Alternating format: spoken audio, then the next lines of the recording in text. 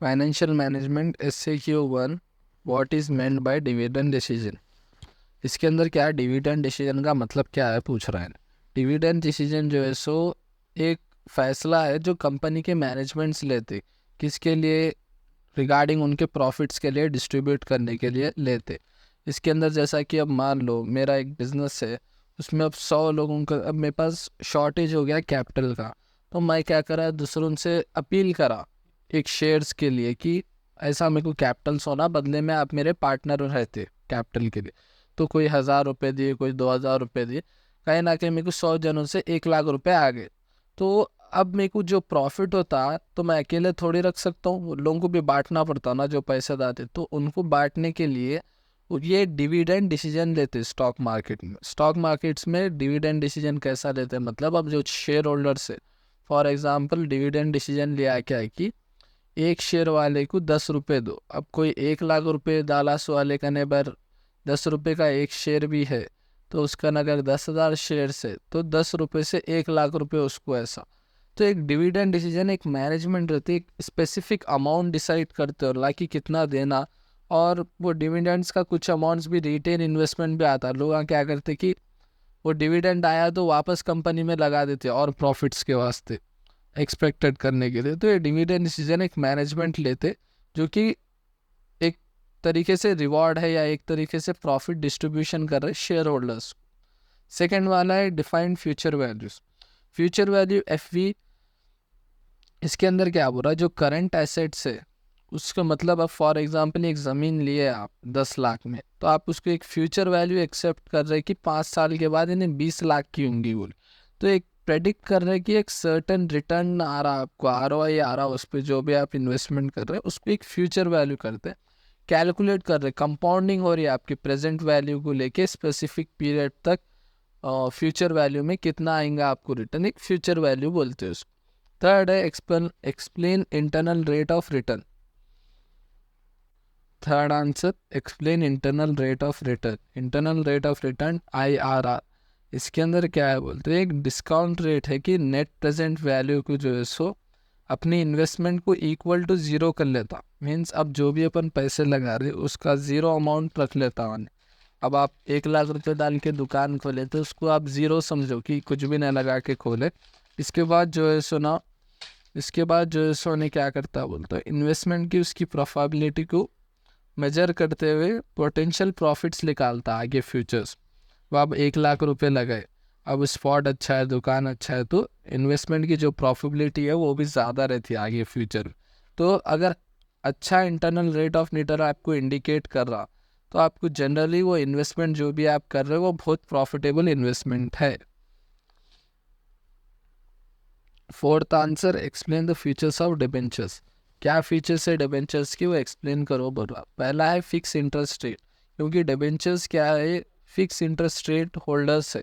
Means इनना क्या करते हैं, बैंक है, बैंक जो है सो अगर आपको तो लोन दिया तो आप उसको एक फिक्स इंटरेस्ट रेट के साथ रिटर्न करना पड़ता। डिबेंचर्स भी शेयर होल्डर्स की मार्केट में, शेयर मार्केट्स में फिक्स इंटरेस्ट रेट से लेते हो। उन लोगों को प्रॉफिट से मतलब नहीं है, लॉस से मतलब नहीं है, हम आपको पैसा उधार दे रहे, आप हमको सूद के साथ वापस दे देना। उसके बाद क्या है, लॉन्ग टर्म सिक्योरिटी। डिबेंचर्स जो है सो लॉन्ग टर्म सिक्योरिटी पे रहते हैं, मतलब ज़्यादा देर तक आपको उधार देते पैसे, मोर देन 1 ईयर्स। थर्ड है सिक्योर्ड और अनसिक्योर्ड। सिक्योर्ड डिबेंचर्स हमेशा जो है सो कोलैटरल रहते हैं, मतलब अब बैंक आपको लोन दिया, खाली पीले सा नाम पे लोन मैं दे देता हूँ, अब आप ज़मीन का लोन दे रहे, तो उन्हें क्या करता, बोलता ज़मीन के जो भी रहते पेपर्स वो अपने पास रखता,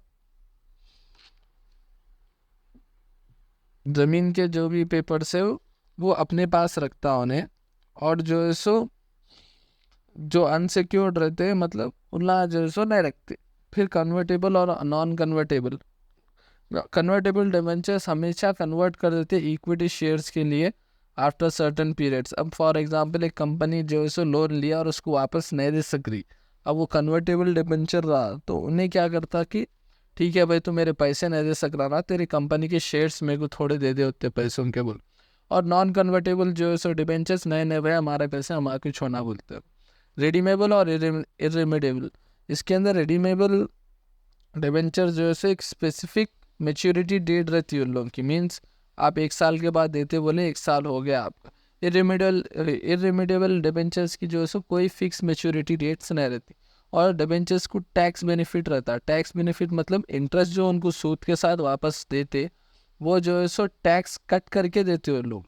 अब 10% इंटरेस्ट है तो उनको 10% नेट मिलता, क्योंकि कंपनी उसका टैक्स पहले से बन देती वो interest. Fifth answer, what is weight average cost of capital. Weight average cost of capital WACC, ये क्या है? एवरेज रेट ऑफ रिटर्न है कंपनी जो एक्सपेक्ट करती या फिर उनको बनना है सिक्योरिटी होल्डर्स इंक्लूडिंग डेप्ट एंड इक्विटी। अब मैं इसको इजी तरीके से तुम्हारे स्टार्ट करूँ बोल, तो अब आप एक दुकान खोल रहे तो जाहिर सी बात है ऐसी नहीं खोल दे सकते, आपको पैसे होना रहता है उसके लिए। फॉर एग्जांपल आपको पैसे होना है कुछ सामान खरीदने के लिए। अब आप क्या करें, जो इक्विटी है इसका मतलब आप खुद के पैसे लगाए, तो आप जाहिर सी बात है एक रिटर्न ढूंढते उसके अंदर कि अब मैं 1 लाख रुपए लगाया भाई, मेरे को लग के कुछ तो भी आना बोल के। या फिर अगर आप लोन लिए तो उन्हें लोन खाली पीली न देता, आप इंटरेस्ट रेट के साथ आप उसको बनना पड़ता।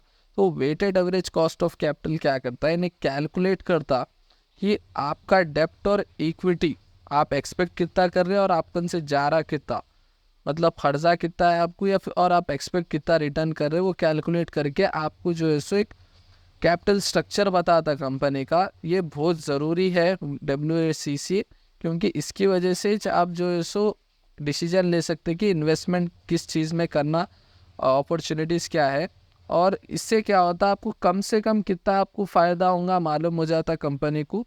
जिससे क्या होता बोल तो इन्वेस्टर जो भी है ना लगाने को ज़रा सोचते नहीं, इजीली लगा सकते। अब उन्हें मान लो 1 लाख रुपए लगा रहा, अपन उसको बोल दिए किसी भी हालत में आपको 10,000 का महीने का प्रॉफिट है बोल, तो उन्हें कैसा भी कुछ भी करके लगाने की सोचता। तो ये weighted average cost of capital होना मैंडेटरी है बिजनेस के ऑर्गेनाइजेशंस के डिसीजंस को लेने के लिए। Sixth answer, what is meant by safety stock. Safety stock क्या है? एक बफर इन्वेंटरी है, मीन्स एडिशनल स्टॉक है जो एक कंपनी जो है सो उठा के रखती, ताकि आगे फ्यूचर्स में अगर कुछ रिस्क ऐसा आया या डिमांड और सप्लाई वो स्टॉक की रही तो अपने पास शॉर्ट न रहना वो स्टॉक का, अपने पास वो स्टॉक्स रहना मिल।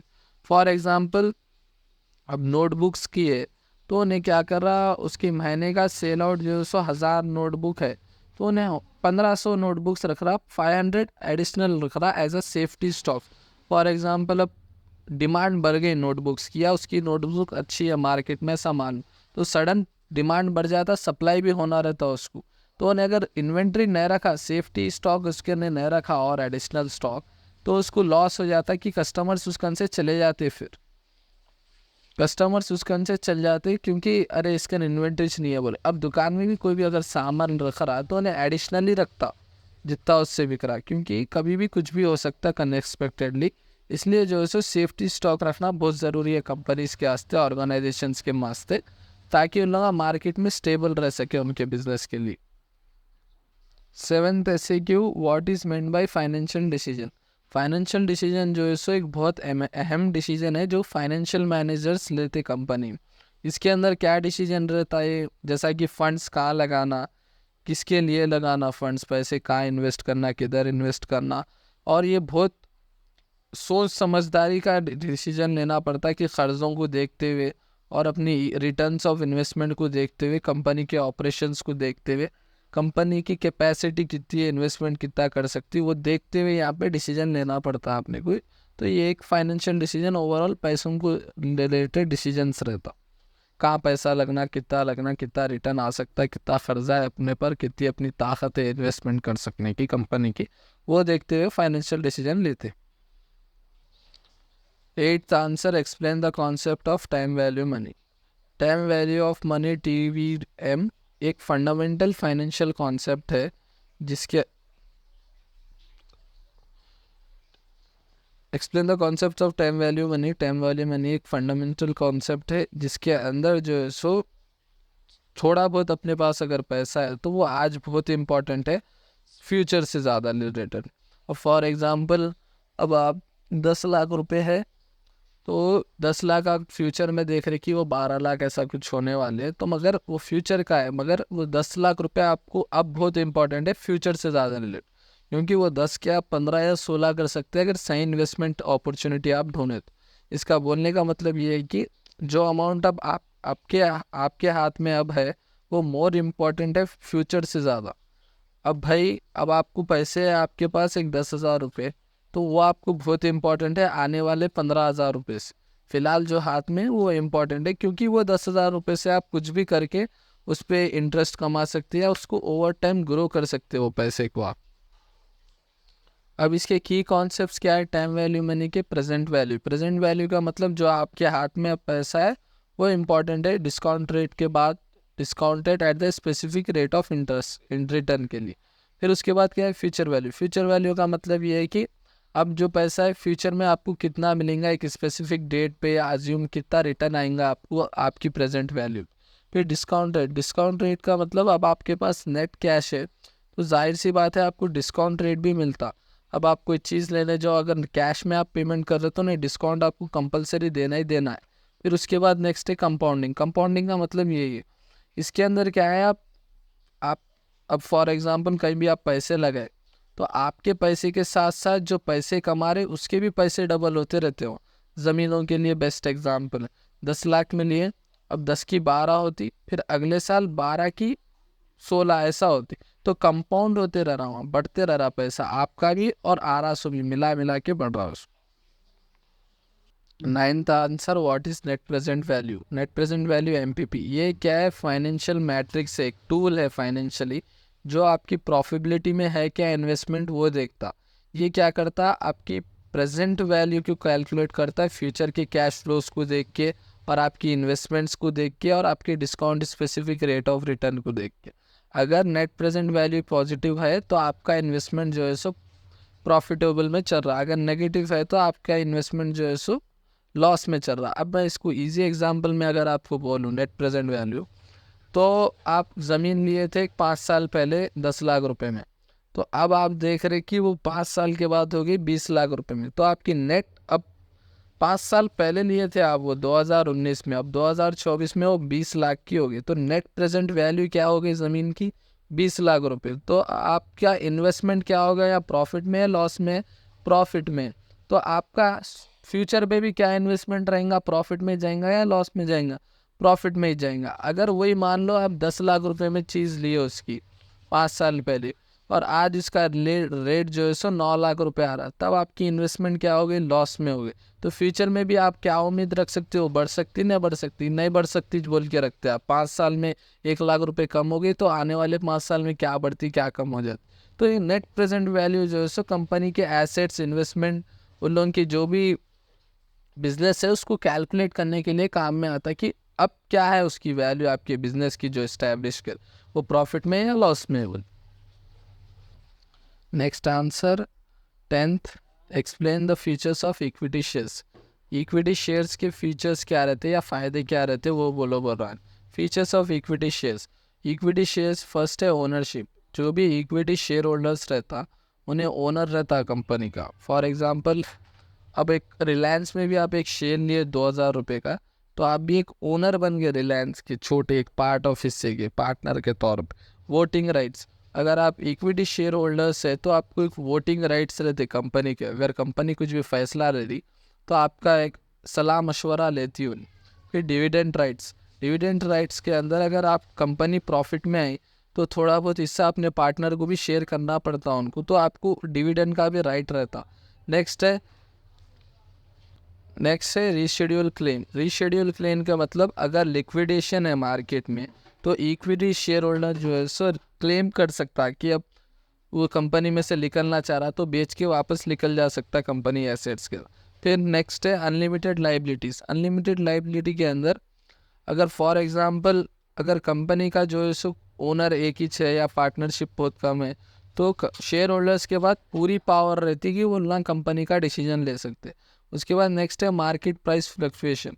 शेयर होल्डर्स ही रहते जो मार्केट के प्राइस को, शेयर्स के प्राइस को अप्स एंड डाउन्स करते बेस्ड ऑन न्यूज़ के ऊपर, कंपनी के परफॉर्मेंस के ऊपर, इकोनॉमिक के, इंडस्ट्री या कंडीशंस के ऊपर वो लोग मार्केट्स के डिसीजंस ले सकते हैं या मार्केट्स के प्राइस चेंज करते रह सकते। 11th answer, what is dividend payment ratio? Dividend payment ratio क्या है? एक फाइनेंशियल रेशियो है जो मेजर करता है कि कंपनी की नेट इनकम कितनी है, नेट प्रॉफिट कितनी है कंपनी को, और उसको कितना डिविडेंड के तौर पे शेयर होल्डर्स के लिए सेंड करने का है।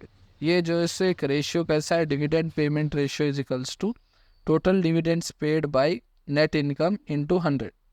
तो ये इसका रेशियो ही, ये याद करना ही पड़ता। अगर हायर डिविडेंड पेमेंट रेशियो है मतलब आपको ज़्यादा अर्निंग से एक ज़्यादा प्रॉफिट, अगर ज़्यादा रेशियो इंडिकेट कर रहा तो आपको हायर अर्निंग से शेयर होल्डर्स को, अगर लोअर रेशियो इंडिकेट कर रहा तो जो है सो कम हायर प्रोसेशन है, मतलब और ज़्यादा चांस है कि री इन्वेस्टमेंट कर सकते हो ना शेयर होल्डर्स। समझ गए? 12th answer, right a note on lock box system.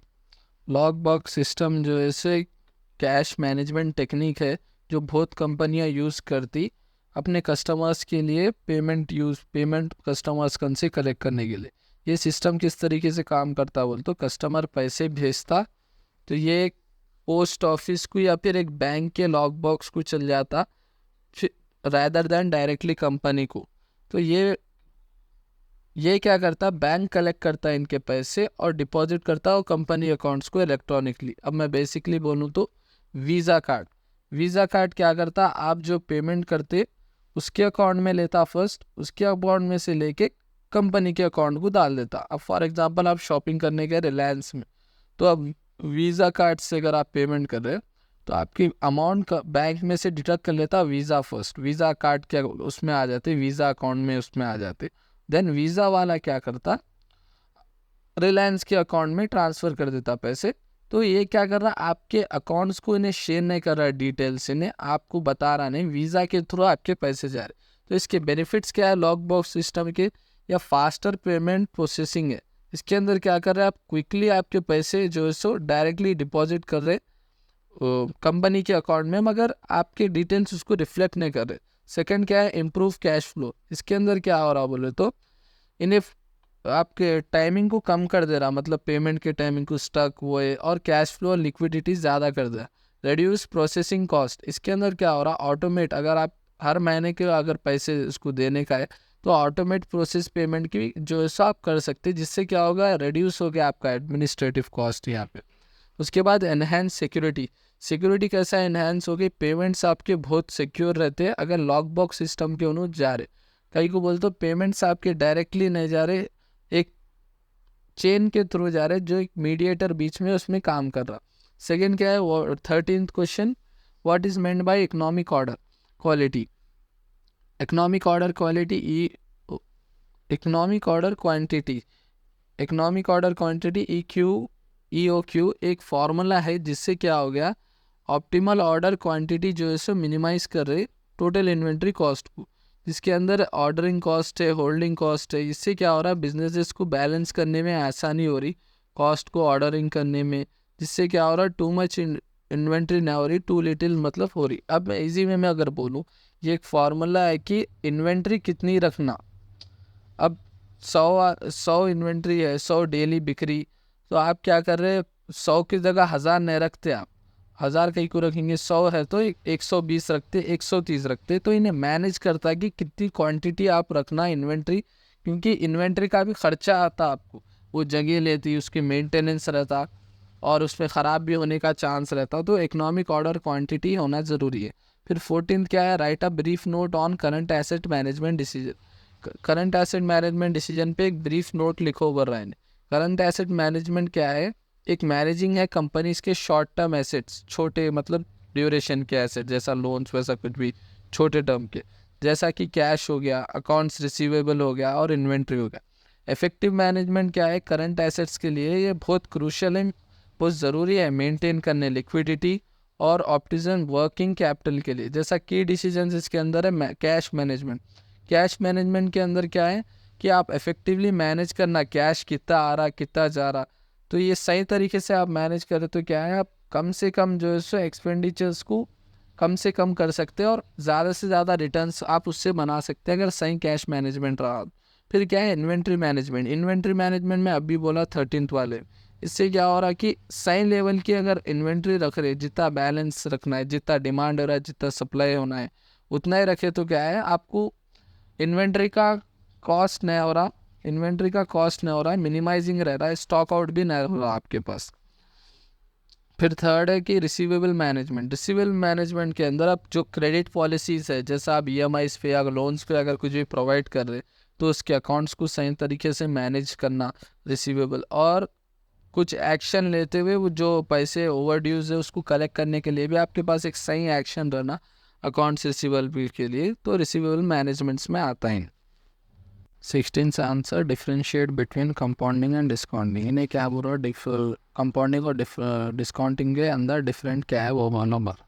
Compounding और डिस्काउंटिंग दो फंडामेंटल कॉन्सेप्ट है जो कि फाइनेंस को क्या के अंदर यूज होते हैं टाइम वैल्यू ऑफ मनी को कैलकुलेट करने के वास्ते। कंपाउंडिंग क्या है, कंपाउंडिंग एक प्रोसेस है जो कि फ्यूचर वैल्यू को आपके प्रेजेंट अमाउंट से कैलकुलेट करने में मदद करता। मतलब प्रेजेंट जो आपके हाथ में है तो फ्यूचर में क्या होगा उसका रेट वो करने का। इसके अंदर स्पेसिफिक इंटरेस्ट रेट रहता है, कंपाउंडिंग पीरियड रहता। इसके अंदर अर्निंग जो है सो इंटरेस्ट के साथ साथ बहुत सारे प्रिंसिपल अमाउंट्स के साथ जो है सो ओवर टाइम बढ़ते रहती है। इसके अंदर आपका प्रॉफिट्स भी इंक्लूड रहता है। कंपाउंडिंग मतलब अब कोई शेयर्स लिए, 100 शेयर्स लिए, अब पलटा के आपको ने डिविडेंड के तौर पे 1-1 रुपये दिया आप प्रॉफिट के, तो 100 रुपये आ गए, तो आप 10,000 के लिए थे, तो आप क्या कर रहे हो, वो 10,000 के शेयर्स रख के फिर वो 100 रुपये को भी वापस इन्वेस्ट कर दे रहे हो उसके अंदर, तो एक 10,000 100 रुपये का फिर कंपाउंड हो रहा हो। देन नेक्स्ट क्या है, डिस्काउंटिंग। डिस्काउंटिंग क्या है, ये प्रेजेंट वैल्यू की फ्यूचर वैल्यू के हिसाब से कैलकुलेट करने के वास्ते यूज़ होता है। ये एक स्पेसिफिक डिस्काउंट रेट के साथ ही कैलकुलेट करता है। इन्हें क्या करता है, फ्यूचर वैल्यू को रिड्यूस करके प्रेजेंट की वर्थ बताता है आपको प्रेजेंट में क्या हो रहा है। नेक्स्ट है 17, briefly explain the components cost of capital. Cost of Capitals के अंदर कंपोनेंट्स क्या है बोल रहा।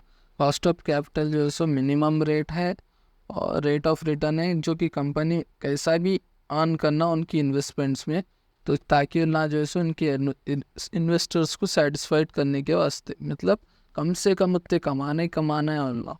फिर उसके अंदर फर्स्ट ये है कि कॉस्ट ऑफ डेब्ट। कॉस्ट ऑफ डेब्ट के अंदर कि कितना इंटरेस्ट रेट कंपनी को बनने का है लोन्स के ऊपर या डेब्ट्स उनके ऊपर कर्जे कितने वो देखना है। नेक्स्ट है cost of equity. Cost of equity के अंदर कितना है इक्विटी शेयर होल्डर्स, मतलब जो पार्टनर शेयर होल्डर्स के तौर पे है उन लोगों को कितना अपने को रिटर्न देने का है एस्टिमेट। तो इतना क्या यूज़ करते हैं इसको कि capital asset pricing model CAPM, ये जो है यूज़ करते हैं कि डिविडेंड का ग्रोथ मॉडल कंसिडर करने के लिए। इसके अंदर क्या है, वेटेड एवरेज कॉस्ट भी यूज़ होता है कि इसके वास्ते डेप्ट और इक्विटी इनके कैपिटल स्ट्रक्चर्स के वास्ते फाइंड आउट करने के लिए भी यूज़ होता है weighted average cost of capital. फिर 18th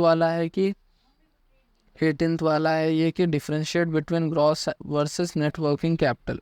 ग्रॉस वर्किंग कैपिटल के अंदर इनला total current assets of company find out करते हैं, जैसा कि कैश कितना है, अकाउंट्स में आने कितने हैं और इन्वेंट्री इनका सामान कितना है, मतलब प्रेजेंट का पूरा इनकी कितनी जमा पूंजी है ना, कितने मतलब पैसे है अब उनके हाथ में, टोटल एसेट्स काउंट होते हैं। फिर नेक्स्ट है नेटवर्किंग, हाँ नेटवर्थ कितनी है। फिर नेक्स्ट है नेटवर्किंग कैपिटल। नेटवर्किंग कैपिटल के अंदर ये कंपनी के करंट एसेट्स और करंट लाइबिलिटीज़ को देखता, मतलब अब मौजूदा कितने है क्या है वो देखता उन्हें। इसके अंदर क्या है, फंडिंग, जैसा कि शॉर्ट टर्म के अंदर कितनी फंडिंग हो रही। पॉजिटिव नेटवर्किंग कैपिटल्स क्या इंडिकेट कर रही कि हेल्दी है या मतलब सस्टेनेबल है या फाइनेंशियल पोजीशन अच्छी है या नहीं है इनकी। नेगेटिव वर्किंग कैपिटल अगर इंडिकेट कर रहे मतलब उन लोगों का ना लिक्विडिटी इशू है, पैसे का प्रॉब्लम चल रहा है उनका। नेट वर्किंग कैपिटल, अब नेट में कितना है वर्किंग कैपिटल वो है। लिखिए third answer, discuss in detail about source of long term finance. इसके अंदर इन्हें बोल रहा है कि लॉन्ग टर्म फाइनेंस के क्या क्या सोर्सेस है वो बोलो। लॉन्ग टर्म फाइनेंस जो है सो बहुत ज़रूरी है बिज़नेस के वास्ते, क्योंकि इन्हें बहुत बड़ी इन्वेस्टमेंट देता है बिज़नेस को, जैसा कि बिज़नेस एक्सपैंड करना है, बड़ा करने के लिए या लॉन्ग टर्म प्रोजेक्ट्स के लिए। ये थोड़े बहुत उसको मतलब बिज़नेस को बहुत बैकबोन के सर का सपोर्ट करता। इसके सोर्सेस ये पहले इंटरनल सोर्स मतलब उनका खुद का इंटरनल अंदर ही, जो कि रिटेन अर्निंग। ये रिटेन अर्निंग का मतलब अब जो प्रॉफिट जो पार्टनर आए, अब उनको जो भी प्रॉफिट आया ना वही प्रॉफिट घर को ले जाने के बजाय वापस वही कंपनी में लगा दिए, तो उससे क्या हो गया, री इन्वेस्टमेंट हो गया बिजनेस में, तो एक सोर्स ऑफ इनकम है उनके वास्ते।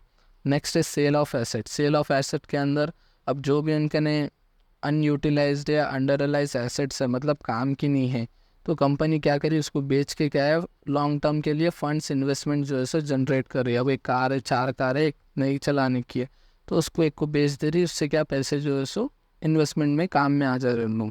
नेक्स्ट है एक्सटर्नल सोर्सेस। एक्सटर्नल सोर्सेस के अंदर है डेप्ट फाइनेंस। डेप्ट फाइनेंस के अंदर जैसा कि डिबेंचर्स। डिबेंचर्स क्या है, लॉन्ग टर्म्स के लिए जो है सो कंपनीज को फंडिंग देते हैं इंटरेस्ट के तौर पे। टर्म लोन्स, टर्म लोन्स भी वही है, बैंक्स देते हैं इसके अंदर डिबेंचर्स में। बैंक्स जो है सो फाइनेंशियल इंस्टीट्यूशन से ना क्या है फिक्स्ड रिपेमेंट शेड्यूल पे देते हैं, जैसा EMI ऑप्शंस वैसा। फिर बॉन्ड्स। बॉन्ड्स के अंदर जो भी है सिक्योरिटी जो है सो इशू करती गवर्नमेंट के थ्रू, और गवर्नमेंट के थ्रू या कॉरपोरेशंस के थ्रू फंड्स इतना रेस करते, बॉन्ड्स रखा है। फिर डिबेंचर स्टॉक। डिबेंचर स्टॉक्स के अंदर इतना हाइब्रिड फाइनेंशियल इंस्ट्रूमेंट्स का यूज़ करके डेप्ट और इक्विटी का फीचर्स मालूम करते हुए जैसे लोन्स या फिर इन्वेस्टमेंट जनरेट करते। फिर इक्विटी फाइनेंस। इक्विटी फाइनेंस के अंदर इक्विटी शेयर्स। इक्विटी शेयर्स में जैसा कि शेयर्स इशू करते पब्लिक के लिए, मतलब शेयर्स जो है सब 1 लाख रुपये होना है, तो अब एक शेयर की वैल्यू उनकी 100 रुपये है, तो एक 10,000 शेयर इशू करते हैं, सॉरी 1,000 शेयर इशू करते कब शेयर मार्केट में, तो लोग उससे ख़रीदे तो उनको फंडिंग आती इक्विटी शेयर्स।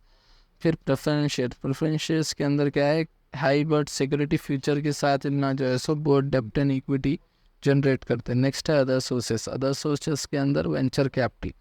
वेंचर कैपिटल्स जो है सो एक फ्रेम्स है, मतलब बड़ी कंपनी से इन्वेस्टमेंट जो है सो इनको सपोर्ट करती पोटेंशियल कंपनी। फिर प्राइवेट इक्विटी। प्राइवेट इक्विटी भी वही है, बड़ी दूसरी कंपनीज जो है सो पब्लिकली नहीं बोल के पीछे से बैक फंडिंग करती है इनको। फिर लीसिंग। लीसिंग में मतलब रेंट करते, जैसा कि मशीनरीज उनका ने 10 है, तो अब उनको 9 की ज़रूरत है, तो एक जो है सो रेंट पे करते हुए वहाँ से ऐसा रेस करते हैं इंस्टेड ऑफ परचेज़ करने। परचेज़ अगर उनको अब किराए पे मिल जा रही तो ना परचेज़ करने से अच्छा उसको 1 करोड़ की मशीन है किराए की, अब महीने को उसको 1 लाख रुपये है, तो 1 लाख का किराए पे ले रहे machine full. Next answer define fourth, define working capital and discuss factor determining working capital. Working capital क्या है, एक डिफरेंस है कंपनी के करंट एसेट्स और करंट लाइबिलिटीज़ के बीच में। इन्हें क्या करता, थोड़े पैसे रेस करता, मतलब देता, मगर बहुत कम टाइम के वास्ते, जैसा कि डे टू डे ऑपरेशंस के वास्ते देता, दिनों दिन के काम के लिए। जैसा फैक्टर डिटरमाइनिंग वर्किंग कैपिटल के अंदर है, फर्स्ट है नेचर ऑफ बिजनेस।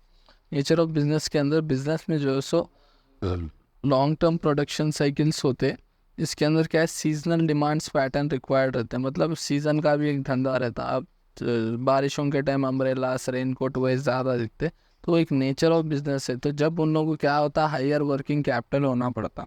अब सीज़न के टाइम पे जो है सो पैसे भी ज़्यादा लगते हैं उनको चीज़ें बनाने के लिए, तो जब वर्किंग कैपिटल इंक्रीज़ होता, इन्वेंट्री और रिसीवेबल जो है सो इंक्रीज़ होते हैं उनके अंदर। नेक्स्ट है स्केल ऑफ ऑपरेशंस। ये क्या है, जब बड़े बिजनेसेस को जो है सो टिपिकली जब बड़ा बिजनेसेस रहता तो उनको मोर वर्किंग कैपिटल्स होना पड़ता उनके ऑपरेशंस को सपोर्ट करने के वास्ते। अब बड़ा बिजनेस है तो बड़ा पैसा लगता है उन लोगों को चलाने के वास्ते। फिर थर्ड है ग्रोथ रेट। ग्रोथ रेट के अंदर अगर कंपनीज कंटिन्यूसली ग्रोथ करते रह रही, मतलब ज़्यादा सेल्स होते रह रहे हैं उनके, जभी भी उनको एडिशनल वर्किंग कैपिटल होना पड़ता है ताकि उनका बिजनेस एक्सपैंड हो सके, प्रोडक्शन जो भी है उनका जल्दी जल्दी बनने के वास्ते। फिर क्रेडिट पॉलिसी। क्रेडिट पॉलिसी के अंदर भी हाई अकाउंट्स ऑफ रिसीवेबल्स, मतलब बहुत ज़्यादा पैसा होना पड़ता है। अब उधार पे आप देते रह रहे चीज़, जैसा EMI हो गया या कोई सी भी चीज़, तो जब भी आपको बहुत पैसा रखते हुए वो चीज़ को जो है सो आप वर्क कर सकते। फिफ्थ है इन्वेंट्री पॉलिसी। इन्वेंट्री पॉलिसी के अंदर एक लेवल रहता है इन्वेंट्री का, मतलब एक हिसाब रहता, अगर उससे भी ज़्यादा आपको करना है तो वर्किंग कैपिटल जो है सो हायर होते रहता है और आप फंड्स मोर रखते रहते हैं इन्वेंट्री में और चीज़ें रखने के लिए। सिक्स्थ है ऑपरेटिंग साइकिल। ऑपरेटिंग साइकिल के अंदर कैश को जो है सो कन्वर्ट करने में और कैश आने में जो है सो बहुत टाइम लगता है, तो वहाँ पे वर्किंग कैपिटल होना बहुत ज़रूरी है, और लॉन्गर ऑपरेटिंग साइकिल्स के वास्ते जो है सो वर्किंग कैपिटल होना भी बहुत ज़रूरी है। सेवन्थ है इकोनॉमिक कंडीशंस। इकोनॉमिक कंडीशंस जैसा कि इन्फ्लेशन हो गया, इंटरेस्ट रेट्स हो गए, रिशनरी ट्रेंड्स हो गए, तो ये क्या करते डायरेक्टली इम्पैक्ट करते वर्किंग कैपिटल के रिक्वायरमेंट्स के वास्ते। एट्थ है बिजनेस सीजनेबिलिटी। ये बिजनेस का सीजन वही फर्स्ट वाला पॉइंट है ये। Next answer explain the different methods of inventory management. मतलब इन्वेंट्री को मैनेजमेंट करने के लिए ना जो है सब मेथड्स किस तरीके से यूज़ होते हैं वो रहा। इन्वेंट्री मैनेजर जो है सो एक बहुत इंपॉर्टेंट फंक्शन है यूज़ करने के लिए बिजनेस के वास्ते, जो कि डायरेक्टली इनकी प्रॉफिट्स पे और कस्टमर के सेटिस्फेक्शन में इन्वॉल्व होता है इन्हें। जैसा कि बहुत सारे मेथड्स इफेक्टिवली यूज़ होते हैं इन्वेंट्री मैनेजमेंट करने के लिए। फर्स्ट है economic order quantity. Economic order quantity के अंदर एक मैथमेटिकल मतलब हिसाब का मॉडल है। इसके अंदर ऑप्टिमल जितनी ऑप्टिमल है मतलब यूटिलाइज होने वाली ऑर्डर क्वांटिटी है उसको लेते हैं। इसके अंदर क्या कर रहे हैं, मिनिमाइज़ कर रहे हैं कॉस्ट ऑफ इन्वेंट्री, मतलब बनाने के उस पर जो है सो इन्वेंट्री के अंदर कॉस्ट मिनिमाइज़ करने को देख रहे कम से कम, और ऑर्डरिंग कॉस्ट को और होल्डिंग कॉस्ट को ज़्यादा देख रहे ना। ये क्या है, बैलेंस करने में काम में आ रहा है इन्हें ऑर्डर को, और टू मच ऑर्डर्स बैलेंस करने में और टू लिटिल इन्वेंट्री भी बैलेंस करने में काम में आ रहा है। Just in time GIT inventory, ये मतलब ये सिस्टम मैनेजमेंट का ऐसा है कि इनका पूरा फोकस इस पे रखते कि इन्वेंट्री लेवल बहुत मिनिमाइज रहना, मतलब इन्वेंट्री जितनी ज़रूरत है मार्केट में उतना ही प्रोड्यूस करने को देखते। इससे और रिड्यूस हो रहा होल्डिंग कॉस्ट और वेस्ट भी जो है सो कम हो रहा। नेक्स्ट है material requirement planning MRP। Material requirement planning MRP जो है सो एक कंप्यूटर बेस्ड सिस्टम है जो एक प्लान के हिसाब से चलता है कि कितना बनाना है, कितना प्रोड्यूस करना है, उसके हिसाब से जो है सो क्वांटिटी और टाइमिंग्स ऑफ मटेरियल मतलब सीजनल के सर का इन्हें जो है सो देता है उसको। फिर kanban सिस्टम फोर्थ वाला, ये क्या है, एक विजुअल सिस्टम है जिसके अंदर इन्वेंट्री और प्रोडक्शन मैनेजमेंट होता। ये क्या कार्ड्स और सिग्नल्स के ऊपर ट्रिगर होता है, सो प्रोडक्शन है और रिप्लेसमेंट होती है इन्वेंट्री की इसकी।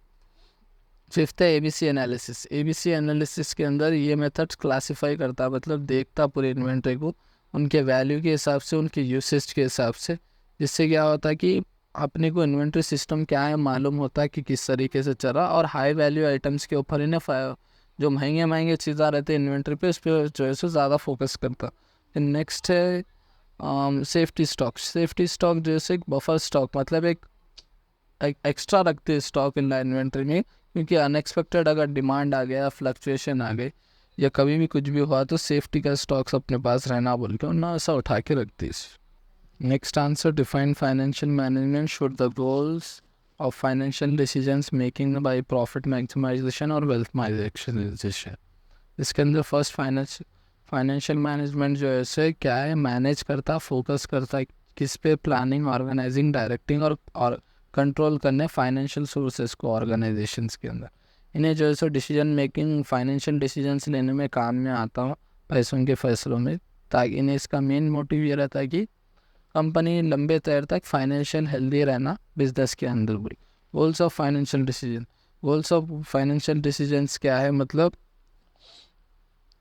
दो है, वेल्थ मैक्सिमाइजेशन है, प्रॉफिट मैक्सिमाइजेशन है। इसके अंदर क्या है, वेल्थ मैक्सिमाइजेशन ये इन्वॉल्व रहता है कि मार्केट में अपनी ज़्यादा से ज़्यादा मैक्सिमाइज अपना प्रॉफिट, नाम बनाने में और इसके शेयर्स बनाने में इन्वॉल्व रहता। इसमें क्या क्या है, अपने को रिस्क भी लगता है और टाइम वैल्यू ऑफ मनी भी रहता, मगर इससे क्या है लॉन्ग टर्म के लिए कंपनी को फ़ायदा रहता।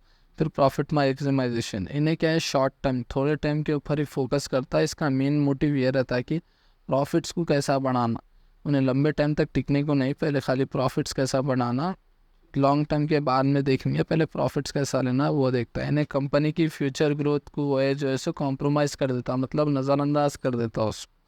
फिर नेक्स्ट है why wealth maximisation is preferred. Wealth maximisation क्यों लोग उसके लिए जाते हैं उनके बोल रहा, लॉन्ग टर्म परस्पेक्टिव। इसके अंदर क्या है, वेल्थ मैक्सिमाइजेशन लंबे टाइम तक के लिए कंपनी के लिए फाइनेंशियल डिसीजंस का अच्छा इस्तेमाल करने के लिए रहता है, जैसा कि इन्वेस्टमेंट हो गया, फाइनेंसिंग हो गया, डिविडेंड पॉलिसीज हो गए। फिर रिस्क मैनेजमेंट। रिस्क मैनेजमेंट के अंदर इन्हें जो है सो सही रिस्क लेने के ऊपर फोकस करता है, ऐसा नहीं कि कंपनी की वैल्यू को प्रोटेक्ट करते हुए उतना ही रिस्क लेने के ऊपर फोकस करता। फिर मार्केट वैल्यूएशन। मार्केट वैल्यूएशन के अंदर इन्हें ज़्यादा से ज़्यादा मार्केट की वैल्यू पे फिक्स रहता है, बेनिफिट करने शेयर होल्डर्स के लिए उस पर फिक्स रहता है। फिर सस्टेनेबल ग्रोथ। सस्टेनेबल ग्रोथ के अंदर वेल्थ मैक्सिमाइजेशन हमेशा ये जो सो प्रमोट करता है कि शॉर्ट टर्म प्रॉफिट्स को बैलेंस करते हुए लॉन्ग टर्म इन्वेस्टमेंट भी देखना अपन बोल के उसके ऊपर इन्हें प्रेफर करता। Next answer, eighth answer, explain believe the following methods of capital budgeting bring out the advantages and disadvantages of each.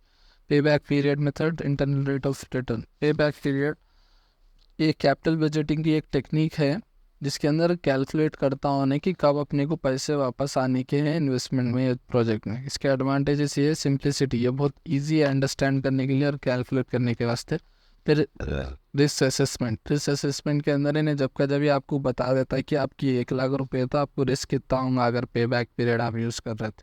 फिर लिक्विडिटी फोकस, इन्हें जो है सो ज़्यादा से ज़्यादा रिकवर करने को देखता है इन्वेस्टमेंट में, जिससे कि लिक्विडिटी मैनेज करने के लिए आसानी होती है। अब मगर इसके डिसएडवांटेज ये है कि ignore time value of money, इन्हें टाइम वैल्यू ऑफ मनी को कंसिडर नहीं करता, नहीं देखता इसके ऊपर, जिससे सब डिसीजन जो है सो सही तरीके से नहीं होते बिजनेस। फिर नेक्स्ट है नेगलेक्ट्स कैश फ्लो बियॉन्ड पे बैक पीरियड, इन्हें क्या करता है, कैश फ्लोज को इग्नोर कर देता है जबकि पे बैक पीरियड के बाद आते हैं लगाबल। फिर सब्जेक्टिव के अंदर पे बैक पीरियड जो है एक सब्जेक्टिव चॉइस बन जाती है, मतलब जैसे EMI होने बनना है बनता, नहीं बनने का टाइम पे नहीं बनता, ले लेके चल जाओ बोल के हाथ खड़े करता वो है। फिर नेक्स्ट है internal rate of return, IRR, ये क्या है, डिस्काउंट रेट्स है जो प्रेजेंट वैल्यू ऑफ इन्वेस्टमेंट को कैलकुलेट करता। कैश फ्लोज क्या है, प्रेजेंट वैल्यू क्या चल रही कैश आउटफ्लोज की, वो क्या नहीं। अगर दूसरे वर्ड्स पे देखा गया तो एक नेट प्रेजेंट वैल्यू कैलकुलेट करता है इन्हें IRR, जब अपनी इन्वेस्टमेंट इसमें ज़ीरो हो जाती है। इस एडवांटेजेस क्या है, इन्हें जो है सो टाइम वैल्यू ऑफ मनी को कंसिडर करता, जिससे क्या होता बहुत एक्यूरेटली अपने को पे बैक पीरियड मालूम हो जाता।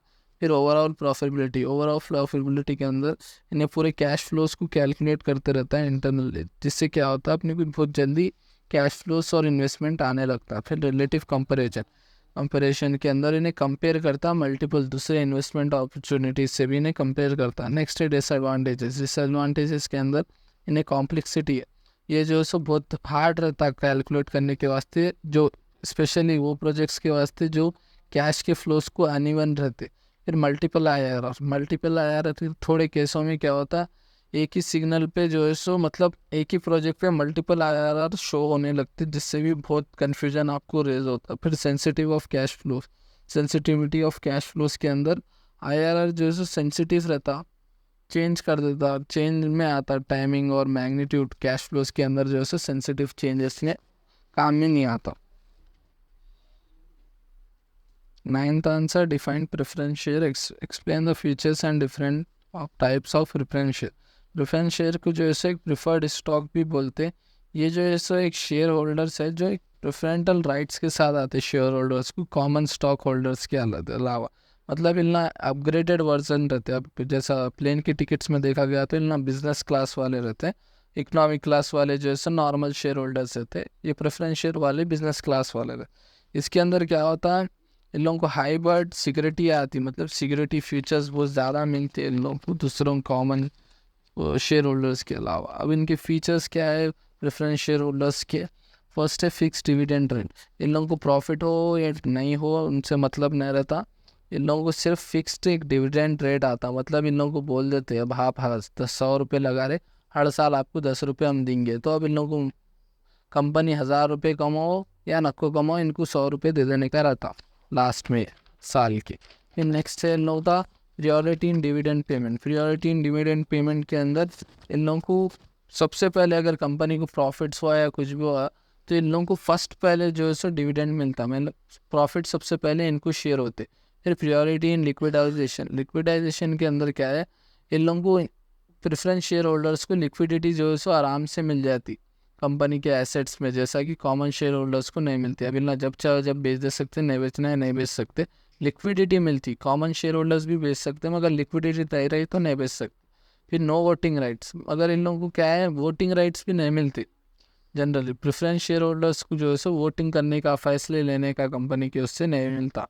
फिर नेक्स्ट है रिडम्पशंस के अंदर इतना क्या करते, कभी भी कंपनी से जो है सो स्पेसिफिक प्राइस पे ख़रीद सकते हैं या फिर बेच भी सकते हो लोन से, कंपनी को वापस रिडीम कर सकते हो वापस। फिर कन्वर्टेबिलिटी के अंदर थोड़े प्रेफरेंस शेयर्स नॉर्मली कन्वर्ट हो जा सकते हैं, कॉमन शेयर्स के अंदर सर्टन कंडीशंस भी रहते हैं, मीन्स अब उन्हें प्रेफरेंस शेयर वाला है उसको अब 100 है तो उन्हें 50 कॉमन शेयर मतलब नॉर्मल शेयर होल्डर्स में ही कन्वर्ट करा सकता। फिर नेक्स्ट है टाइप्स ऑफ प्रेफरेंस शेयर्स के अंदर फर्स्ट है cumulative preference shares. Cumulative preference shares जो है सो क्यूमुलेटिव प्रेफरेंस शेयर्स के अंदर इन लोगों को जो है सो ईयरली जो है सो डिविडेंड पेड ना होता, अगर इनको पेड ना हुआ मीन्स सब कंपनी नहीं पेड कर सकती तो ना नेक्स्ट ईयर से भी कैरी कर सकते वो डिविडेंड। मीन्स 100 रुपये साल देने का था, नहीं दे सके तो इन लोग क्या करते इंटरेस्ट लगा के नेक्स्ट ईयर ले लेते, वो 100 रुपये भी ले लेते और आने वाले भी जो 100 रुपये वो भी ले लेते। नॉन क्यूमुलेटिव प्रेफरेंस शेयर इतना जो है सो वो चीज़ कैरी नहीं करते, मीन्स अब साल हो गया तो इनके पैसे इनको दे देना, वो नेक्स्ट ईयर फॉरवर्ड नहीं होते। इन participating preference share participation preference shares के अंदर इनला एक फिक्स डिविडेंड जो कि 100 रुपये इनको आने के थे वो भी आते, साथ ही साथ इनला जो है सो थोड़ा बहुत प्रॉफिट अमाउंट भी शेयर करते कॉमन शेयर होल्डर्स के साथ। नेक्स्ट है नॉन पार्टिसिपेटिंग प्रेफरेंस शेयर, इसके अंदर टोटली ऑपोजिट है, मीन्स प्रेफरेंस शेयर खाली एक फिक्स डिविडेंड्स के साथ रहता, प्रॉफिट वो कुछ भी शेयर्स नए होते उनके कंपनी के साथ। फिर रिडीमेबल प्रेफरेंस शेयर, इन्हें क्या कर सकता, कभी भी रिडीम कर सकता अपने शेयर्स को स्पेसिफिक फ्यूचर के डेट के ऊपर जब उन्हें चाह रहा। रिडीमेबल प्रेफरेंस शेयर्स के अंदर इन्हें कभी भी मतलब एक डेट के अंदर ही मीन्स 1 साल तक इन लोगों का कॉन्ट्रैक्ट रहते, जब तक ही रह सकते, उससे पहले इन्हें कुछ भी रिडीम नहीं कर सकते। 16th one, what is ABC analysis, how it's useful for business concerns। ABC analysis एक टेक्निक है जो कि इन्वेंट्री को मैनेज करने के लिए काम में आती, जिसके अंदर इन्वेंट्री के आइटम्स जो बेस्ड ऑन द वैल्यू से यूसेजेस के ऊपर काम करने के लिए ये ABC एनालिसिस काम में। ये जो है सो बहुत वैल्यूबल मतलब महंगे चीज़ों पे जो है सो ज़्यादा फोकस रहता है ABC एनालिसिस का। कैटेगरीज इन ABC एनालिसिस, इसके अंदर जो है सो कैटेगरीज जो है वो A items, B items, C items. A items का मतलब ये हाई वैल्यू आइटम्स है, मतलब महंगे आइटम्स है, तो इसको क्या है क्लोजली मॉनिटर करते हो ना, मतलब देख के रखते हैं महंगी चीज़ है भाई बोल के उसको, और बहुत देखते हुए उसको मॉनिटर टाइम टू टाइम उसको चेक करते रहते। फिर B आइटम्स के अंदर ये मिडिल वैल्यू आइटम्स है और इसके अंदर जो है सो लेस उल्ला इंटरेस्ट दिखाते, बट A आइटम्स को ज़्यादा अटेंशन दिखाते। सी आइटम्स के अंदर ये सस्ते वाले आइटम्स है और इस पर बहुत कम इम्पैक्ट होता है ओवरऑल इन्वेंट्री की वैल्यू पे। Benefits of ABC analysis, improved inventory control, इसके अंदर क्या है हाई वैल्यू आइटम्स के ऊपर बहुत फोकस करते बिजनेस है, जिससे क्या हो रहा है कि इन्वेंट्री लेवल्स मैनेज हो रहे, ऑप्टिमाइज हो रहे और कॉस्ट इसमें रिड्यूस हो रहा होल्ड करके रखने का। फिर इन्हांस कैश फ्लो के अंदर एक इफेक्टिव मैनेजमेंट A आइटम्स के ऊपर करे तो कैश फ्लोज भी मिनिमाइज हो रहा और इन्वेस्टमेंट भी इन्वेंट्री में जो है सो कम से कम हो रही। फिर बेटर कन्विंस कस्टमर सर्विस, इसके अंदर क्या है ये आइटम्स की अवेलेबिलिटी ना रख रहे तो क्या है कस्टमर भी ज़्यादा जो है सो इम्प्रूव हो रहा और लॉस सेल्स में इनका रिडक्शन हो रहा, अवेलेबिलिटी कस्टमर्स को आइटम्स की रख रहे तो। फिर रिड्यूस इन्वेंट्री कॉस्ट, इनला क्या कर रहे हैं इन्वेंट्री को कंट्रोल करने के हिसाब से क्या हो रहा, इन मेजर डिफरेंसेस जो आ रहे हैं इनके कैटेगरीज में, तो वो है कि इन्वेंट्री कॉस्ट इनको जो है सो कम से कम हो रहा ओवरऑल अगर इनला ABC एनालिसिस यूज़ कर रहे। Next answer, what are the different approaches to financial management के लिए डिफरेंट अप्रोचेस क्या है वो फॉलो कर रहा। तो 2 मेन अप्रोचेस है फाइनेंशियल मैनेजमेंट के, पहला है ट्रेडिशनल अप्रोच, दूसरा है मॉडर्न अप्रोच। ट्रेडिशनल अप्रोच के अंदर इन्हें फोकस इसका ये रहता है कि ज़्यादा से ज़्यादा प्रॉफिट कैसा कमाना छोटे टाइम के अंदर। इसके अंदर इन्हें यूटिलाइजेशन मतलब फंड्स उसके पास है तो किस तरीके से यूटिलाइज़ करना हुआ देखता, ये लॉन्ग टर्म के वास्ते इन्हें यूज़ में नहीं आता ना यूज़ में देखता, और इसके अंदर बहुत सारे इग्नोर कर देता है, जैसा कि रिस्क कितना है वो ये सब इग्नोर कर देता है ना, और fact time value money of को देखता भी नहीं, कंसिडर भी नहीं करता। सेकेंड है मॉडर्न अप्रोच के अंदर इन्हें वेल्थ को मैक्सिमाइज करने के वास्ते देखता, वेल्थ मैक्सिमाइजेशन के सर का शेयर होल्डर्स के लिए लॉन्ग टर्म के वास्ते। इसके कंसिडरेशन ये रहते कि इन्हें स्ट्रैटेजिक मतलब सोच समझ के फाइनेंशियल डिसीजंस लेता और डेटा ड्राइवन के ऊपर जो है डेटा के ऊपर बात करता है, स्टेक होल्डर्स को जो है भरोसा दिलाता। एडवांटेजेस की यही है, रिस्क मैनेजमेंट इन्हें अच्छी तरीके से करता और ग्रोथ अच्छी होना बोल के सस्टेनेबल ग्रोथ के ऊपर फोकस करता है रिस्क मैनेजमेंट, और बहुत सारी चीज़ों को इसने जो है इसके अंदर कंसिडर करता। Next answer, define financial management, equate the relationship between financial management and other discipline of management. तो फाइनेंशियल मैनेजमेंट क्या है, एक प्रैक्टिस है जिसके अंदर प्लानिंग, ऑर्गेनाइजिंग, डायरेक्टिंग, कंट्रोलिंग और मॉनिटरिंग रहती कंपनी के फाइनेंशियल रिसोर्सेज को। इन्हें जो है सो डिसीजंस लेने के ऊपर हेल्प करता और फंड्स को किस तरीके से यूटिलाइज करना फाइनेंशियल गोल्स कंपनी के अचीव करने के लिए उसके अंदर काम में आता। जैसा कि relationships with other management disciplines, इसके अंदर क्या है, फर्स्ट है अकाउंटिंग। अकाउंटिंग के अंदर है फाउंडेशन फॉर फाइनेंशियल डिसीजन। इन्हें क्या करता है, फाइनेंशियल डेटा प्रोवाइड करता है, जैसा कि इनकम स्टेटमेंट हो गया, बैलेंस शीट हो गया, कैश फ्लो स्टेटमेंट, जिससे अंदर मैनेजर्स को क्या है कि सही तरीके का इन्फॉर्म डिसीजन उल्ला इसके ऊपर ले सकते। बी है कि फाइनेंशियल एनालिसिस, फाइनेंशियल मैनेजर्स हमेशा एनालाइज करते हैं फाइनेंशियल स्टेटमेंट्स को, कंपनी के फाइनेंशियल हेल्थ क्या चल रही, परफॉर्मेंस क्या चल रहा है। सेकेंड है economics, economic principle. Economic principles के अंदर जैसा कि सप्लाई और डिमांड क्या चल रहा है, इंटरेस्ट रेट क्या आ रहा है, इन्फ्लेशन किस तरीके से बढ़ रहा, फाइनेंशियल डिसीजंस को जो है इन्फ्लुएंस करते हैं ये सब चीज़ें। फिर मार्केट एनालिसिस, फाइनेंशियल मैनेजमेंट हमेशा इकोनॉमिक एनालिसिस करते रहते हैं, जिससे कि उनको मार्केट ट्रेंड्स के ऊपर मालूम होता है कि फीचर्स में किस तरीके की कंडीशन आने वाली है मार्केट में बोल। फिर थर्ड है मार्केटिंग। मार्केटिंग के अंदर sales and revenue, marketing strategy जो है कंपनी के सेल्स के अंदर और रेवेन्यू के अंडर जो है इम्पैक्ट करती, जो कि डायरेक्टली अफेक्ट नहीं करता कैश फ्लो के लिए, डायरेक्टली अफेक्ट करता कैश फ्लो और प्रॉफिटेबिलिटी के वास्ते। फिर इन्वेस्टमेंट डिसीजंस, फाइनेंशियल मैनेजमेंट हमेशा जो है इन्वेस्ट मार्केटिंग कैंपेन करते हैं, कैंपेनिंग करते हैं मार्केटिंग की, इससे क्या होता है उनके सेल्स और मार्केट शेयर्स भी बढ़ने लगते। फिर फोर्थ है ऑपरेशन मैनेजमेंट। ऑपरेशन मैनेजमेंट के अंदर ना कॉस्ट कंट्रोल, ऑपरेटिंग मैनेजमेंट हमेशा फोकस करता है कि एक सही तरीके का प्रोडक्शन रहना, कॉस्ट को हमेशा कंट्रोल रखना, जिससे क्या है डायरेक्टली कंपनी की प्रॉफिट्स पे जो है इम्पैक्ट पड़ता है उसका। नेक्स्ट है कैपिटल बजटिंग। कैपिटल बजटिंग के अंदर फाइनेंशियल मैनेजमेंट्स हमेशा ऑपरेशन मैनेजर्स को बोलते कि कैपिटल इन्वेस्टमेंट को और पोटेंशियल रिटर्न्स के ऊपर जो है से ज़्यादा फोकस देना बोल के। नेक्स्ट है human resource management. Human resource management के अंदर labour cost, human resource decision जैसा कि हायर करना, ट्रेन करना और लोगों को कंपनसेशन देना, लेबर कॉस्ट पे ऊपर बात करना, और सिग्निफिकेंटली एक्सपेंसेस उन लोगों के मैनेज करना बिजनेस पे, वो रहता है financial planning. Next, financial managers हमेशा जो है ह्यूमन रिसोर्स कॉस्ट को जो है प्लानिंग के अंदर और फ्यूचर एक्सपेंसेस के अंदर कंसिडर करते। थर्ड है financial define financial management, explain the objective and functions of financial management.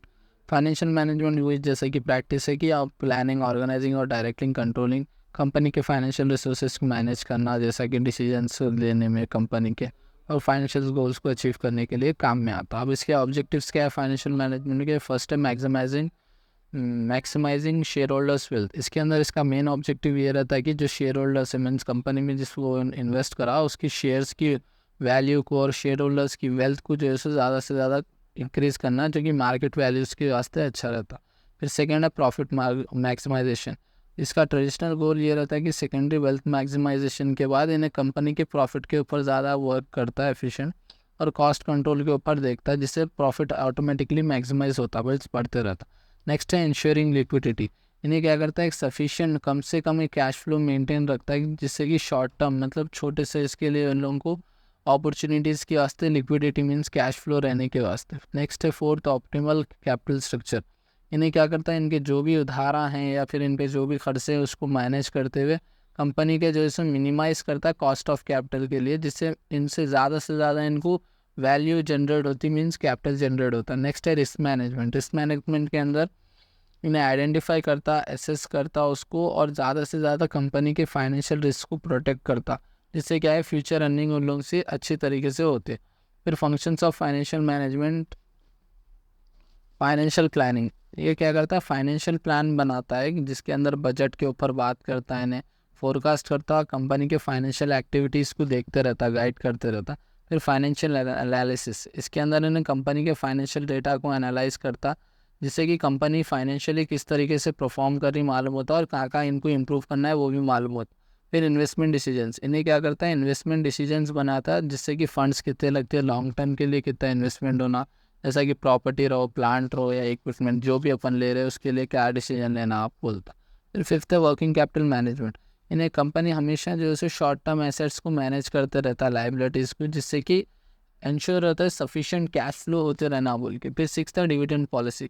इसके अंदर इन्हें अप्रोप्रिएट एक डिविडेंड पे आउट रेशियो निकालता है, जिससे कि डिविडेंड पॉलिसी मेंटेन रहती, बैलेंस रहता है शेयर होल्डर्स के बीच में कि कितना वाला एक्सपेक्ट कर सक रहे, री इन्वेस्टमेंट नीड्स हो रही क्या ना हो रही वहाँ पे। Next answer, describe the features and advantages of bonds. Bonds क्या है, एक डेप्ट मीन्स एक उधारी का इंस्ट्रूमेंट है जो कंपनी के थ्रू और कॉरपोरेशंस के थ्रू इशू होती है गवर्नमेंट के थ्रू, जो कैपिटल एक हिसाब से अगर आप बॉन्ड खरीदे तो आपके एक हिसाब से पैसे आपको जो है सो एक उधार पे दिए, जिसके बदले में आप एक बॉन्ड खरीद लिए। जैसा कि रीपेमेंट अगर उन्हें कराते प्रिंसिपल अमाउंट आप उससे निकाल ले सकते हैं बॉन्ड से। अब advantages of investing in bonds ये है कि रेगुलर इनकम, अगर आप बॉन्ड में एक बार इन्वेस्ट करें तो आपको रेगुलरली बॉन्ड्स हमेशा आपको रेगुलर इनकम ऑफर्स करते रहते हैं, पीरियोडिक इंटरेस्ट पेमेंट के साथ साथ कूपन के साथ। फिर लोअर रिस्क, इसके अंदर क्या है, बॉन्ड्स बहुत लेस रिस्की है दूसरे स्टॉक्स से अगर आप कंपेयर करो या किससे भी कंपेयर करो। गवर्नमेंट बॉन्ड्स ये जो है बहुत रिस्की है और सेफ इन्वेस्टमेंट्स के लिए कंसिडर कर सकते हैं इसको। फिर डाइवर्सिफिकेशन, इसके अंदर क्या है, आप बॉन्ड्स ऐड कर सकते हैं अपने पोर्टफोलियो को, जिससे आप रिस्क को जो है सो डाइवर्ट कर सकते हैं एक दूसरे से, ओवरऑल वॉलेटिलिटी से आप सेफ रह सकते हैं। नेक्स्ट है कैपिटल प्रिजर्वेशन। कैपिटल प्रिजर्वेशन के अंदर आप बॉन्ड्स से जो है सो अपने कैपिटल जो भी आपके पैसे है उसको सेफ रख सकते हैं या फिर प्रिजर्व रख सकते हैं। अगर कोई वॉलेटाइल कंडीशन आ गया मार्केट में ऊपर नीचे अगर बहुत ज़्यादा हो गया तो आपको जो है सो टेंशन लेने की ज़रूरत नहीं है उसमें। फिर टैक्स बेनिफिट्स, इसके अंदर क्या है, बॉन्ड्स का जो है सो टैक्स जो है सो बहुत कम रहता है, जिससे क्या है टैक्स का जो है सो आपको बेनिफिट्स मिलता। फिर टाइप्स ऑफ बॉन्ड्स के अंदर आपको 3-4 टाइप्स के बॉन्ड्स मिलते हैं, जिसके अंदर है गवर्नमेंट्स बॉन्ड, जो कि गवर्नमेंट के थ्रू पब्लिक्स के वास्ते स्पेंड करने के लिए इशू करते गवर्नमेंट। फिर कॉर्पोरेट बॉन्ड्स, ये क्या है, कॉर्पोरेशंस इशू करते उनके ऑपरेशंस के वास्ते। फिर म्यूनसिपल बॉन्ड्स जो है सो लोकल गवर्नमेंट वहाँ की फाइनेंशियल पब्लिक के वास्ते प्रोजेक्ट्स के लिए इशू करती। फिर कन्वर्टेबल बॉन्ड जो है सो एक specific number of shares company commonly stocks के वास्ते यूज़ करती। Next answer, what is operating cycle and why is cash budget important in cash management. तो ऑपरेटिंग साइकिल एक टाइम टेक कंज्यूम है जो कि बिजनेस को इन्वेस्टमेंट्स के लिए, इन्वेंट्री मैनेज करने के लिए और कैश को बदलने के लिए अकाउंट्स को काम में आता है। इस सिंपल टाइम में अगर आप देखा गया तो क्या क्या आप खरीदना इन्वेंट्री और कितना कैश लगता, कितने सेल्स आ रही इन्वेंट्री में से, वो मालूम करता हूँ।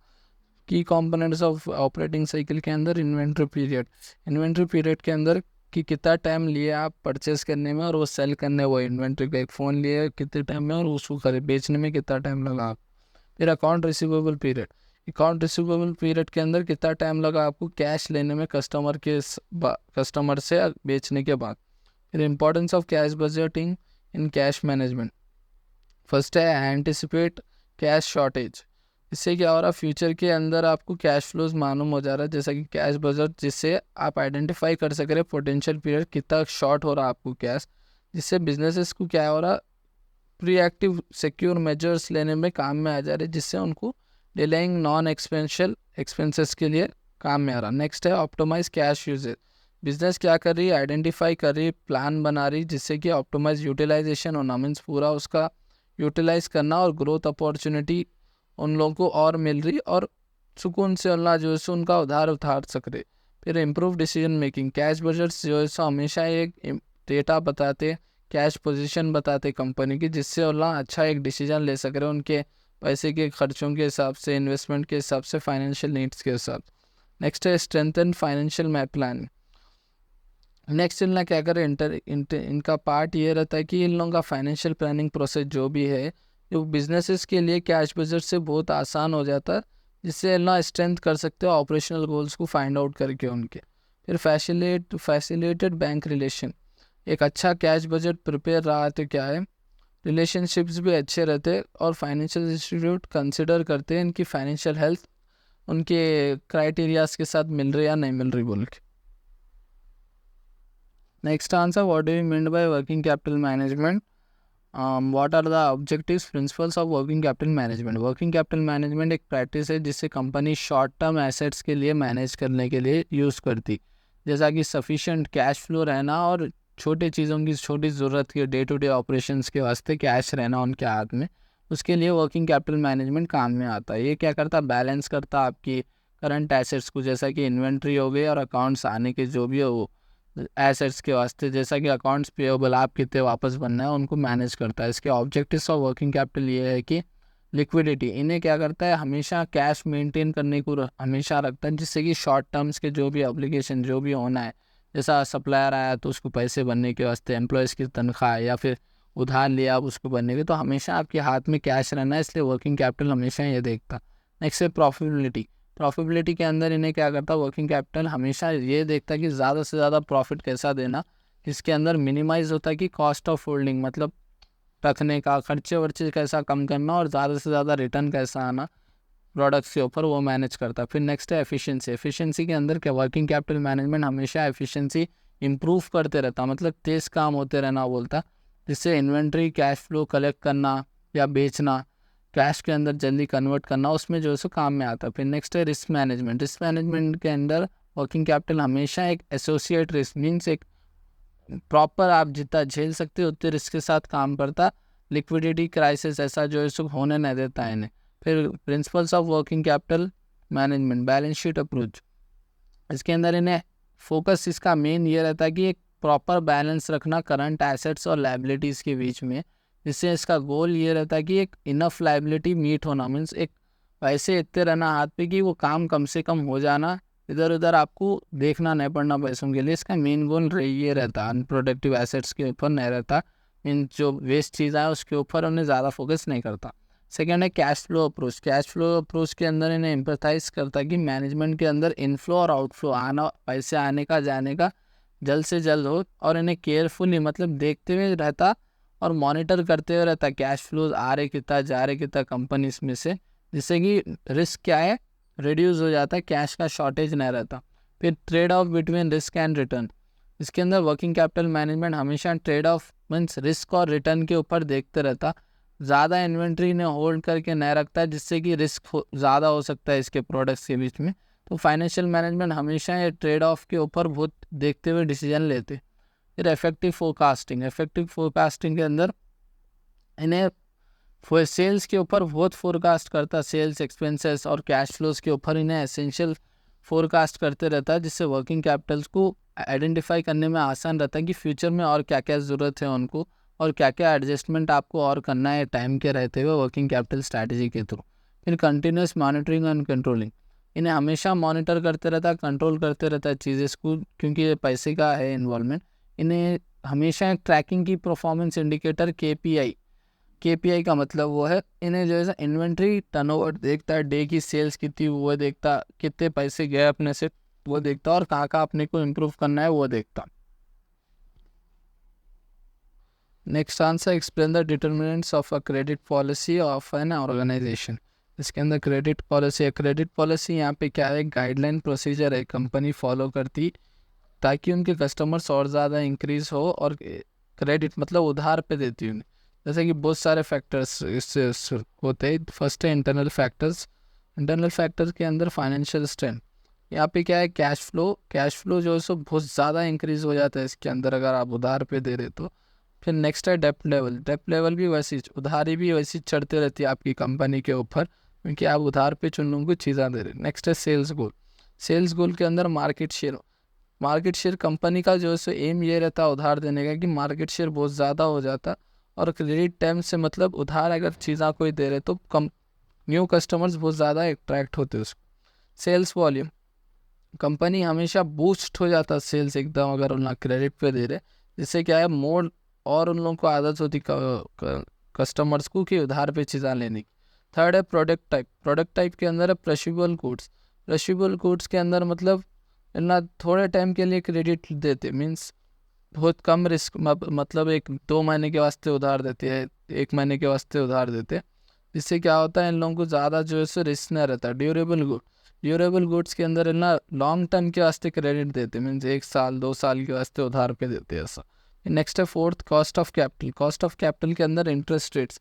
हायर इंटरेस्ट रेट क्या होते हैं यहाँ पे, बहुत ज़्यादा क्रेडिट पॉलिसी को कंजर्वेटिव बना देते, जिससे क्या है फाइनेंशियल उन लोगों के रिसीवेबल आने के और ज़्यादा इंक्रीज हो जाते पैसे। फिफ्थ है मैनेजमेंट फिलोसफी के अंदर रिस्क टॉलरेंस कंपनी हमेशा रिस्क को क्या है टॉलरेंस करती, जिससे विलनेस क्या है कस्टमर्स के वास्ते और ज़्यादा इंक्रीज हो जाता है क्रेडिट के वास्ते। फिर नेक्स्ट है कस्टमर फोकस एक कैश सेंट्रिक अप्रोच है, जिससे कि क्रेडिट टर्म से मतलब उधार देने की वजह से बार बार कस्टमर उनका नहीं आता। फिर एक्सटर्नल फैक्टर्स के अंदर इकोनॉमिक कंडीशंस, रिसेशन के अंदर क्या है इकोनॉमिक डाउन टर्न्स रहते, कंपनी जो है सो बहुत टाइट हो जाती उधार देते सो, और इनका रिस्क भी क्या है बहुत ज़्यादा हो जाता। फिर नेक्स्ट है बूम। बूम के अंदर क्या है, इकोनॉमिक एक्सपेंशन होता, जिससे कंपनी क्या है एक्सटेंड और कर सकती है इसमें क्रेडिट के वास्ते। फिर नेक्स्ट है इंडस्ट्री प्रैक्टिसेस, इसके अंदर कॉम्पिटिटिव प्रेशर्स।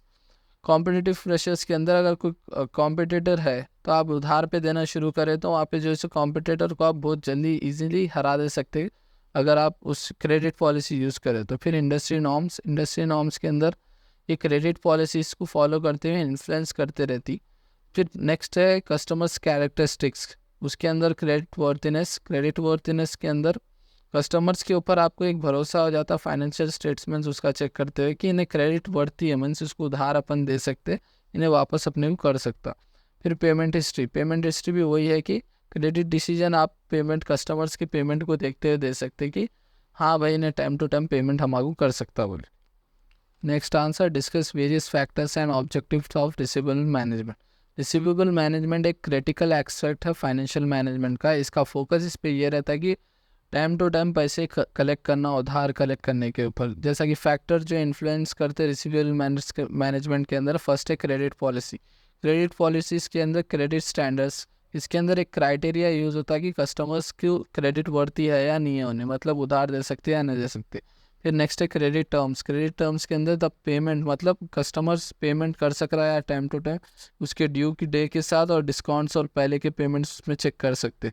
फिर नेक्स्ट है क्रेडिट लिमिट्स। इसके अंदर कस्टमर्स के वास्ते ज़्यादा से ज़्यादा क्रेडिट लिमिट अमाउंट जो है सेट करके रखते ताकि उन्हें बहुत ज़्यादा खर्चा करना पैसे और वापस आना अपने को बोल के। फिर सेकंड वाला है customer relationship. Customer size and importance. जितना ज़्यादा बड़ा और इम्पोर्टेंट कस्टमर्स रहते वो जो है सो बहुत ज़्यादा क्रेडिट के ऊपर लेने को पसंद करते। फिर पेमेंट हिस्ट्री। पेमेंट हिस्ट्री के अंदर उन लोगों का पास्ट का भी पेमेंट आप देख के इन्फ्लुएंस कर सकते क्रेडिट डिसीजन देने के वास्ते। फिर थर्ड है इकोनॉमिक कंडीशंस। इकोनॉमिक कंडीशंस के अंदर इकोनॉमिक साइकिल्स। इसके अंदर डाउन टर्न्स, ये क्या करता है, रिस्क भी आपका इंक्रीज कर देता बैड डेब्ट्स के ऊपर, मतलब पैसे वापस देते थोड़े थोड़े नहीं देते, डुबा देते, तो क्रेडिट पॉलिसी वहाँ पे बहुत ज़्यादा स्ट्रिक्ट बन जाती। फिर interest rate. Higher interest rate क्या करता है आपको कि आपका कैश जल्दी आने का जो है सो रिसीवेबल बना देता। आप इंटरेस्ट रेट ज़्यादा रखे तो आपके पैसे आपको तो आ जाते, सूद नहीं आया तो नहीं आता। फिर फोर्थ वाला है इंडस्ट्री प्रैक्टिसेस। वही जब इंडस्ट्री नॉर्म्स जैसा कि इन्फ्लुएंस करते कंपनी की क्रेडिट पॉलिसीज़ को और कलेक्शन प्रोसेस को। फिर कंपनीज फाइनेंशियल पोजीशन।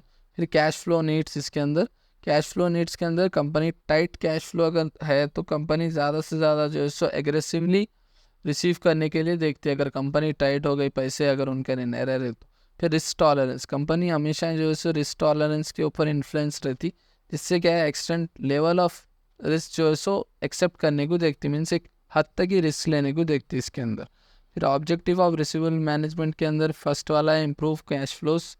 इसके अंदर क्या है, एक तरीके से एक्सेलरेट, मतलब बहुत ज़्यादा कैश फ्लोज रिसीवेबल हो सकता और कंपनीज इसके कैश फ्लोज पोजीशंस में हमेशा रिड्यूस कर सकती है और एक्सटर्नल फाइनेंशियल पोजीशंस भी इन्वॉल्व कर सकते। फिर मिनिमाइज बैड डेब्ट्स। इसके अंदर एक इफेक्टिव क्रेडिट पॉलिसी, एक सही क्रेडिट पॉलिसी बनाए तो अंदर क्या है, इन्हें कम से कम रिस्क रखती कि बैड डेब्ट्स, मतलब बहुत कम पैसा डूबना है इनका बोल। फिर ऑप्टिमाइज वर्किंग कैपिटल। इसके अंदर हमेशा इन्हें मैनेज करती कि जो आने के पैसे उसको इफेक्टिवली मैनेज करती कंपनी, जिससे क्या होता है रिड्यूस होता अमाउंट कंपनी के टाइड अप के, उसमें अकाउंट रिसीवेबल ज़्यादा होता। नेक्स्ट है इनहैंस कस्टमर रिलेशनशिप। फेयर और एफिशिएंट कलेक्शन प्रैक्टिस, मतलब सही तरीके से पैसे वसूलने के टेक्निक से यूज़ करे तो क्या है कस्टमर्स भी पॉजिटिव रिलेशनशिप रहता है लोगों के साथ। फिर इम्प्रूव फाइनेंशियल परफॉर्मेंस। इसके अंदर क्या है कैश फ्लो जो है वो रिड्यूस अगर बैड डेब्ट्स के साथ हुए तो रिसीवेबल मैनेजमेंट के अंदर एक बेटर फाइनेंशियल परफॉर्मेंस इन लोगों को देखने को मिलती।